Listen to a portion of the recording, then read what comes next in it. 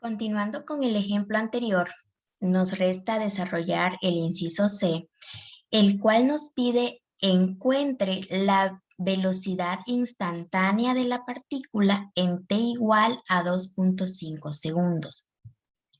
Y aquí vamos a introducir el concepto que les había mencionado al inicio de velocidad y rapidez instantáneas, cuyo fin o cuyo uso es cuando queremos encontrar la velocidad de una partícula en un instante específico en el tiempo y no evaluar un intervalo de tiempo como hemos venido haciendo. Recordándole el gráfico que vimos en el ejemplo de la sección 2.1, teníamos que este gráfico describe el movimiento de un automóvil, del automóvil que evaluábamos en un ejercicio anterior, desde el punto A hasta el punto F y haciendo diferentes intervalos de tiempo. Como podemos ver, teníamos diferentes posiciones. Si nosotros nos acercamos el gráfico entre la posición A y B, vamos a tener que en el tiempo cero, el automóvil se encontraba en la posición A y luego en el tiempo igual a 10 segundos se encontraba en la posición B. Para encontrar la velocidad promedio, en este caso, dividíamos la diferencia en la posición, es decir, B menos A, entre la diferencia de tiempo entre el delta T, que sería 10 menos 0 segundos. ¿Y qué sucede? Esto es la pendiente de la recta que une estos dos puntos. Y por lo tanto, la velocidad promedio es la pendiente de dos puntos en un gráfico de posición de tiempo versus posición, como es el caso que estamos viendo. Podemos ver que podemos tomar diferentes tiempos y a medida tomamos tiempos más cercanos a 0, por ejemplo, o menores de 10, podemos ver que la posición del automóvil se va acercando al punto A. Y va a llegar un punto en el que si nos acercamos mucho, vamos a tener un instante. ¿Y qué sucede cuando tenemos un instante?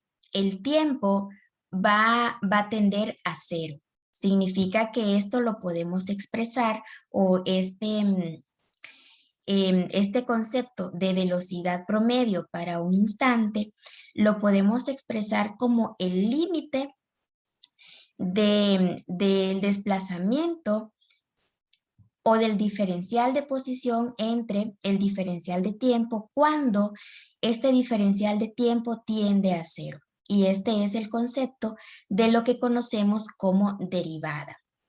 La derivada de la posición con respecto al tiempo viene siendo la velocidad en un instante o en un momento de tiempo, en un momento, digamos, que en el caso que nos interesa, queremos encontrar esa velocidad instantánea en t igual a 2.5 segundos.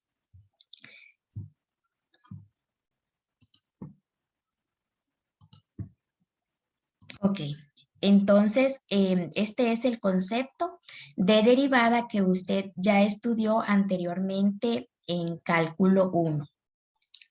¿Y qué sucede en este caso cuando estamos hablando de un instante en el tiempo, cuando hacemos ese cálculo de la velocidad en un instante? Sucede que la rapidez instantánea se define como la magnitud de la velocidad instantánea. ¿Y esto por qué? Porque sucede que en un periodo de tiempo muy pequeño, es decir, infinitesimal, la magnitud del desplazamiento de la partícula es igual o va a ser lo mismo que la distancia recorrida por dicha partícula. Pero claro, estamos hablando de un instante, un momento de tiempo infinitesimal.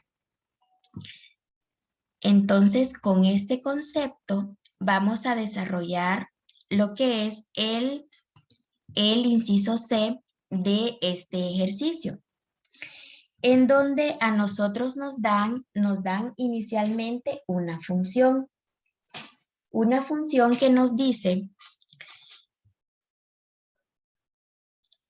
x igual a menos 4t más 2t al cuadrado. ¿Y qué sucede?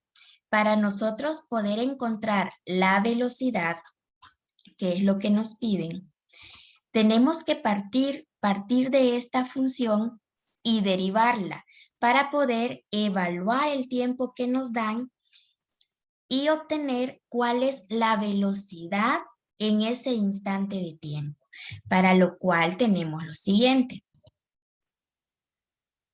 Tenemos ya la función que nos